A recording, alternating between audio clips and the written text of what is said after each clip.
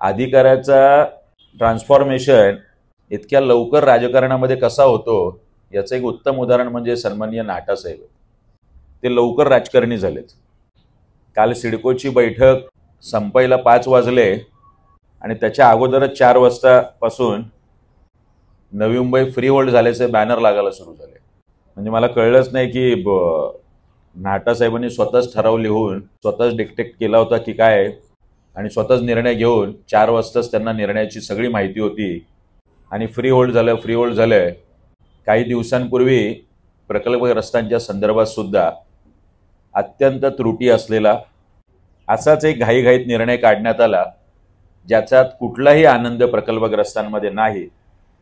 तरी सुद्धा 2.5 वर्षात वाटलं नाही की नवी मुंबई फ्री होल्ड करावी.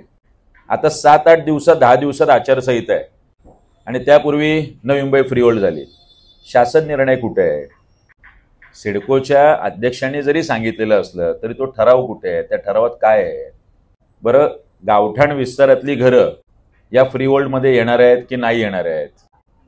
शहरी भागातली घरं येत असताना निवासी घरं येणार आहेत, फक्त निवासी असणार आहे, की कमर्शियल जे आहे त्यालाही हा फ्री होल्डचा नियम लागू आहे की नाही लागू आहे? या संदर्भातला खुलासा सिडकोच्या अध्यक्षांनी नाही, सिडकोच्या एमडीने करणं गरजेचं आहे. अजूनही कॅबिनेटने त्याला मान्यता दिलेली नाही. सिडको ही कंपनी आहे. सिडको फक्त लीज वाढवू शकते किंवा कमी करू शकते. सिडकोने 60 वर्षाची लीज 90 वर्ष केली होती, असे 2017-18 काहीतरी निर्णय झाला होता. त्यानंतर तो निर्णय काही शासनाकडे टिकला नाही आणि शासनाने परत 60 वर्षाचंच. अजून राज्य शासनाकडे तो प्रस्ताव यायचा आहे. राज्य शासनाकडे उद्या तो विचार व्हायचा आहे. अजून त्याला अर्थ खात्याची मान्यता व्हायची.